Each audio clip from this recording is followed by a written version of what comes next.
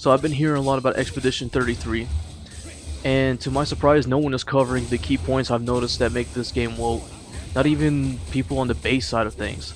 Almost as if people are voluntarily withholding information on this game. So I'm gonna make a video to call them out on their BS. I'll start by taking comments from videos parroted by people in reviews, and I'm gonna make arguments that'll help you understand what I'm talking about. Without further ado, let's begin. With dialogue that plays out like natural real-life conversations. I talked to the stars a lot after he was gone. I remember. So already this is starting to sound like a Sonic fanfiction of depressed edgy teen. I find it funny that I didn't even have to edit the video to show you what I meant. All I did was record the vid and they called this natural. This clip is followed by the most golden main character I've heard yet. It's just the beginning, but keep the dialogue in mind as you hear more natural conversation. I don't really understand. You and Sophie broke up so long ago, but clearly you never got over her. Why'd you wait until today to say something? It's a bit late, isn't it? What an asshole! You know how I feel. I wish things had been, I often think another path, another future. Still can't finish your sentences, can you? The main character is lacking confidence, like he's begging to be stepped on. I swear he's about to just break down and get on all fours as they ask his queen to punish him. You'll see what I mean later, but for now, let's head for the next point. It helps that it has extremely excellent voice acting from every damn character. Gustav really did come, huh? Yeah, he did. I knew he would. This may be my life's finest work, yet not a single soul seems to care. How could I make it better? Perhaps you could paint it. Add some color. Paint it? Brilliant. I knew you were the right person to ask. Thank you for your insight. I shall get to work tomorrow. That's what I think too. The others laugh, but I know they're real. One day, I will meet one. Even if it means joining an expedition. I'll raise a gestural army and we'll crush the paintress. And me and my little brother will live with the gestrels and they'll be our new family. We're tired of the orphanage. If the legends are true, they really like to fight. That's why I'm training every day by beating up my little brother. Hey, what's wrong? I'm scared. Oh, Sophie. What a lovely smell. Thank you, Richard. I could recognize it from miles away. Excellent voice acting if voice acting falls in the same category as The Room. I didn't hit her. I did not. Oh, hi Sophie, I like your smell. Dialogue that if you notice, as soon as they get done saying something, they'll go +10 on either happy to respond or are ready to just cry. Again, this is going to come together much later the more you hear them speak. Next, we're going to touch on the comedy or levity of things. Let's go. Despite its deeply sad premise, it also manages to inject some levity that is largely charming rather than forced. Get out of my way! Give someone flowers. You should probably do it before they wither and die. What, the flower? Or Sophie? Ooh, dark. The others are waiting for you. You're supposed to be helping with the festival. With what? Putting up 3 tables? They'll manage. You underestimate Lumiere's enthusiasm for the expedition. Actually... There's at least 5 tables. Marvelous. Have you tried throwing with your other arm instead? If you could hit the paintress directly, that would actually be useful. Hobbies don't always have to be useful. And this is the constant throughout the game. Characters are more snarky than comedic. Everything is just set to make these ironic jokes that are just made to insult anyone who isn't a woman. Going as far as making fun of friendly monsters, acting like goofballs, who wanted to impress women for some reason. Followed by moments where women are trying to be funny in scenarios where they're just being assholes. Next, let's tackle the soundtracks. Every turn are amazing songs that hype you up for battle, get you in a groove with catchy melodies, or set the tone for a wistful atmosphere. Clair Obscure's soundtrack is stunning.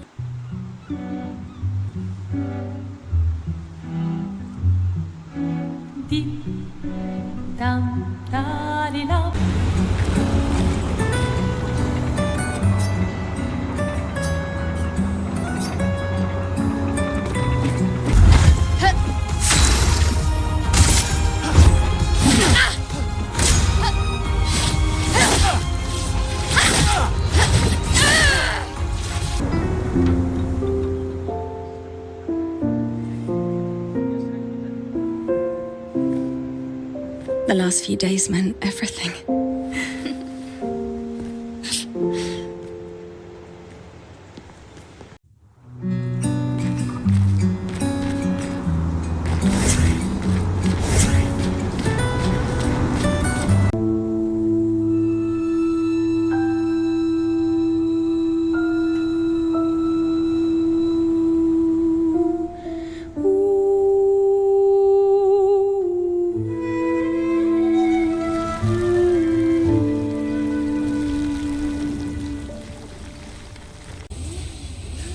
That is not to say I hate depressing music. I love the soundtrack of the Dark Souls series back when the series had a soul. The thing is that these titles had different music that didn't monotone your emotions. Unlike where in this game, they slapped depression with momentary combat to more depression. What happened to excitement or just in general variety?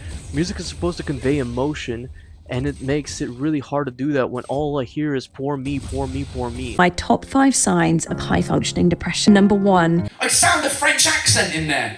Ah, France, home of depression and cigarettes. Okay, what's next? So, right, the plot, or lack of cohesion in one.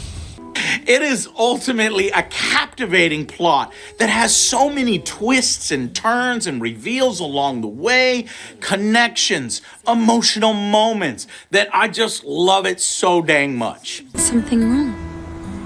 The expeditions. What a joke. Gustav, why don't you show her some of your fighting skills to prove her wrong? Do you think I should join the expedition? The expeditions. What a joke. Gustav told me a lot of wonderful things about you. About you two. I always told him you two should never have broken up. Look at these orphans. That's where we disagreed. But I have hope that you and Gustav will change things, so no one has to go through this impossible choice again. Yeah. Let's hope we will. See you. In the next life. You'd have to be crazy to use pictos on your own body. Show's great, but etching chroma into your skin, oh, that's brutal. And just for a dance. But at least you can remove pictos pretty easily if you change your mind. Do these conversations sound cohesive? A woman who changes her mind because you hit a balloon? Sophie bringing up orphans and not going any further? Like, oh, you should just know? Or a guy complaining about washable tattoos? This is not even the worst of it though. Throughout your journey, Gustav is a caretaker for Miel, who he lets her go on a voyage to fight a god.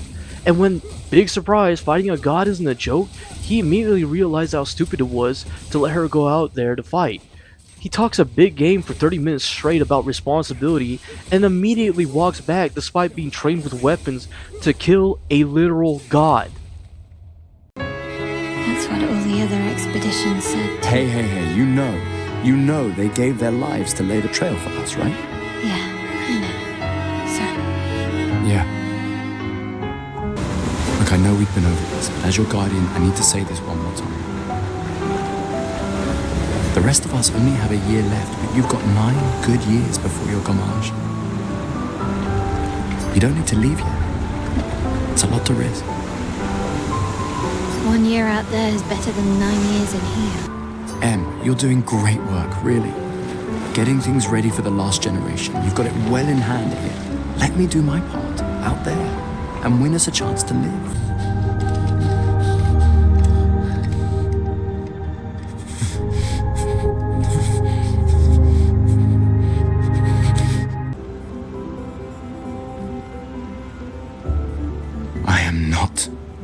letting Mael die out here. I'm taking her home. What? No, we have a mission! Oh, fuck the mission! So this man was literally about to game in is then just saved by Asian girl boss who insults him into finishing the fight, saying, "Do it for the mission." Wow, yeah, totally captivating story. Don't just game in because of the mission, comrade. Do it for the motherland, comrade. Later he finds out that Miel is still alive, and when he gets to her location, he decides that what better way to find her than just to scream for her. Never mind, one old man just killed everybody you know, and you're in a hostile zone. Let's just scream and shout, and let's let all the feelings out. This is... This is followed by our next topic, compelling characters. It's got compelling characters. Oh, and try to enjoy yourself. Don't drink alone, you weirdo. Yeah, right. You gonna lecture me on drinking? I wouldn't dare. Just calculating how much it'll hurt to catch up. Glass of wine? Or Keep your sweat to yourself. And I am prepared. Prepared to live. And prepared to die. You're such an idiot. Well, it's my last chance, isn't it? After tomorrow, you'll be the undisputed expert on expedition history. How many years ago was the fracture? You're kidding. This is your question. Yeah. For this section, I chose this moment in the game because it perfectly summarizes everyone you meet. Snarky woman who don't need no man, the kind dude who for some reason you insult despite being, you know, polite to you. And you got the pretentious Quizmo who acts like you should already know the game's lore despite being 30 minutes into it with no explanation of anything what's going on. This is all sounding familiar. Is that the final spot? It's amazing you triangulated Expedition Zero's landing site. Theoretically, extrapolated from the archives. Oh, it's like an episode of Rick and Morty because it's like someone using big words to sound smart. Tell me this doesn't sound familiar. Oh jeez, it's amazing you translated Expedition Zero's landing site. Theoretically, I extrapolated from the archives, Morty. Wow, look at that, a game that has reached the mid-90s on Metacritic and the developers aren't smug about it at all. They're just thankful they're not attacking fans or making the women insufferable girl bosses and the men sniveling weakling. Alright, enough chit-chat. Come on, old man, let's have a duel. Old man. So this woman shows up and she just stands there like an autistic child. I want to add that before I even heard this massive beat to the Ish talk, I knew Gustav was about to get a talking to about how she doesn't approve of him doing whatever he's doing and that she's the leader. The chief counselor honors us with her presence. What? Still mad I'm going? This is the definition of a fool's quest. My brother's not usually a fool. I've heard you say otherwise. You and I both know the political complexities that necessitate the expedition. It's vital for morale, but it's a bloodless guillotine is what it is. There are so many things you can contribute to here in Lumiere that'll have a real impact. And the funny thing is, in this review, I started noticing a lot of these women talking down to Gustav at almost every given point in the dialogue. From just simple snickering jokes. If you're gonna give someone flowers, you should probably do it before they wither and die. Have you tried throwing with your other arm instead? If you could hit the paintress directly, that would actually be useful. Come on, Gustav, speed up a bit. Sophie will have already gamaged by the time you've arrived. Hope your Lumina converter works better than your dueling. I've always found it beautiful. I don't really understand. You and Sophie broke up so long ago, but clearly you never got over her. Why'd you wait until today to say something? It's a bit late, isn't it? And this gets very peculiar once you start noticing that Sophie, the girl that he likes, is also making fun of him in terms of his speech. And I don't know if it's just a game design or something, but he would be behind Sophie in a conversation with somebody else, and they would act like he's not even there, which I find to be very interesting. You know, I often think another path, you know, another future. Still can't finish your sentences, can you? Yep, that hasn't changed. Oh, hi, Sophie. So Gustav really did come, huh? Yeah. This is followed by Gustav clearly being in a lot of emotional pain, and he's not happy with the situation that's going on right now, and she just brushes it off like, oh, you will be happy, and he does nothing but be like, yes, my queen, yeah, yes, I will be happy. This is, and you would think it's like, no, you're pushing it too far. And then she goes to Yuna while she's on stage, right? Of course she doesn't talk to her, but she's like, oh my god, y'all would be a cute couple, huh? And it's like, bro, you're literally talking to the fucking guy who's right there with you, who loves you. What do you mean? Like, why are you doing this? This is such an asshole move. Like, previous girlfriends used to do that to me, bro. It's fucking this is like the worst fucking thing you could do to a guy. It's like, okay, I'm with you. Why would you treat like I should be with somebody else? Like, what the fuck is wrong with you? And then, not only that, right? You would think it's like, oh, you're taking it out of you're blowing it out of proportion. Gustav is literally her little piggy, because when she's having an argument with another female, she summons her pet monkey Gustav to go fight some balloons. I'm fine. I've lived 33 good years. Look around. We've had our whole lives to prepare. We're all fine. Mostly. I'm not fine. You will be. Oh, Luna's playing. You two would make a cute couple. If you say so. Or maybe something already happened, huh? The expeditions. What a joke.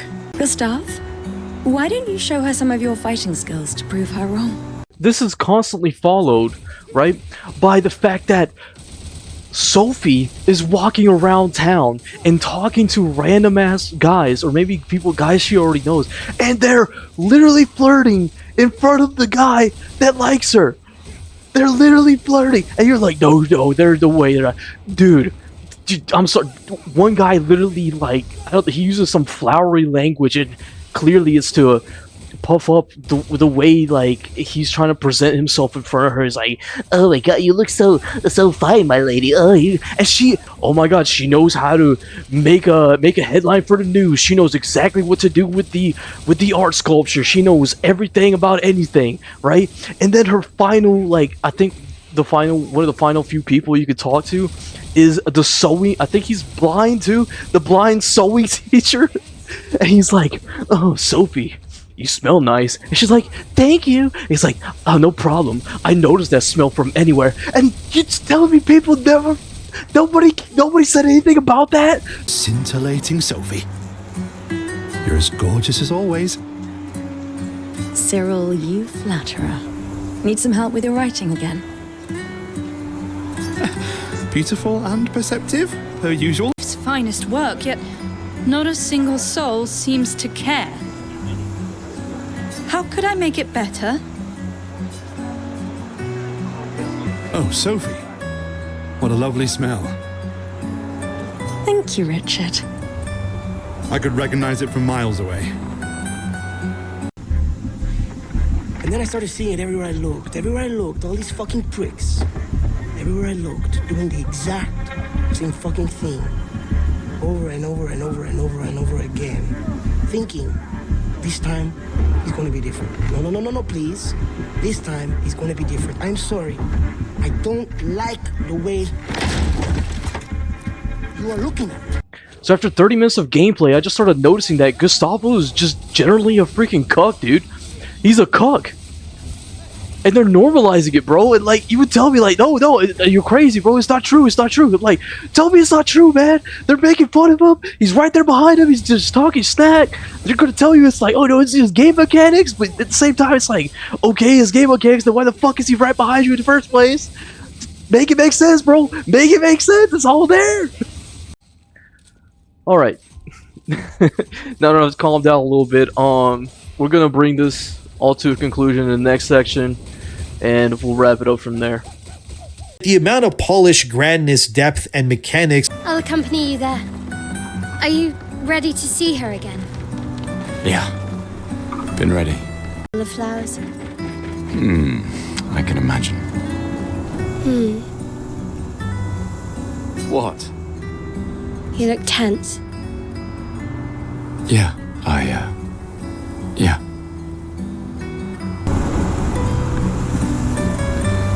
Oh, the plaza is lively. Why people like to celebrate the gommage is still a mystery to me. Yeah. So the polish in this game is there in terms of combat. Yeah, it's decent. It's not the greatest. It follows, like everybody will say, Persona 5 and Paper Mario, not Super Mario, but what I really want to look at is once you get out of the combat, the running animation looks like super fucking jank. Like you look like you're straight out of Jump Force or something almost. The talking animations look alien-like. The characters almost always stare at you, or they're just waiting for you to say something back or something. It's just weird. I don't even know why I don't have automatic dialogue, which is kind of weird to me because even Persona 5 had that. And also, characters would just sporadically run out of nowhere. And I don't know if you saw the way that she was running in some of these cutscenes. You would just walk up to her, and she just gets possessed by a demon and just flies off somewhere at Mach speed. It's like, what the hell is going on, dude? At this point in time, I'm pretty sure the only polish people care about is actually the swimsuit figures and how you could actually turn your female characters into these... It's the funniest thing. You could turn them into these gym girls who have their tights all the way up their butt cracks, and you don't even have to wear the swimsuit for the main girl, Miel or whatever.